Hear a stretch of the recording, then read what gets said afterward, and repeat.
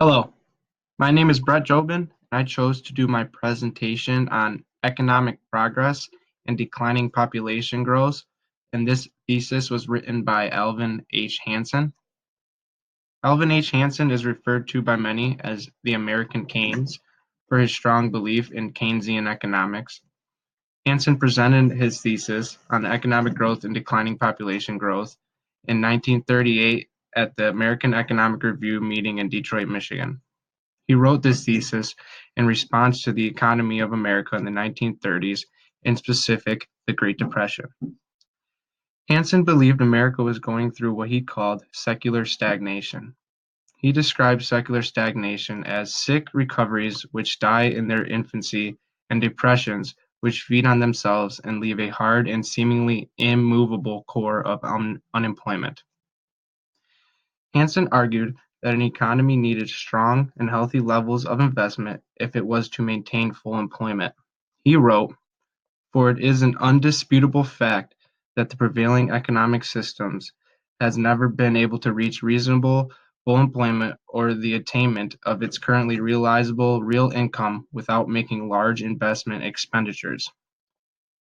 Hansen listed three factors that he thought had been especially important in encouraging the needed levels of investment in the earlier decades of the United States history.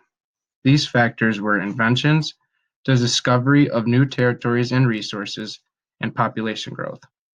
Each of these, in turn, severally and in combination, has opened investment outlets and caused a rapid growth of capital formation.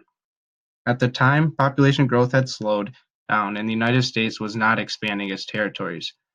Because of this, Hansen argued, we are thus rapidly entering a world in which we must fall back upon a more rapid advance of technology than in the past if we are to find private investment opportunities adequate to maintain full employment.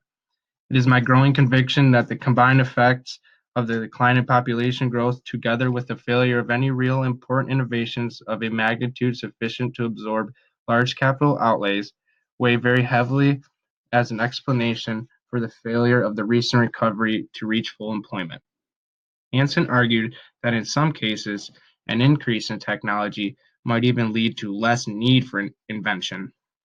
He said that, moreover, it is possible that capital-saving inventions may cause capital formation in many industries to lag behind the increase in output. Hansen was skeptical in finding a long-term solution to this problem. Hansen was unconvinced about whether either monetary or fiscal policy could provide a long-lasting answer to this problem. He was uncertain that lower interest rates could encourage the large and vigorous investment levels that he felt were needed. Hansen also considered the possibility of what we would today call expansionary fiscal policy, which is tax cuts, and increased government spending, especially on infrastructure. He cautiously favored such steps because he was worried about the continual rises in government debt. Hansen wrote, "Consumption may be strengthened by the relief from taxes which drains off a stream of income which otherwise would flow into consumption channels. Public investment may usefully be made in human and natural resources and in consumers' capital goods of a collective character designed to serve the physical, recreational, and cultural needs of a community as a whole. But we cannot afford to be blind to the unmistakable fact that a solution along these lines raises serious problems of economic workability and political administration. Public spending is the easiest of all recovery methods, and therein lies its dangers."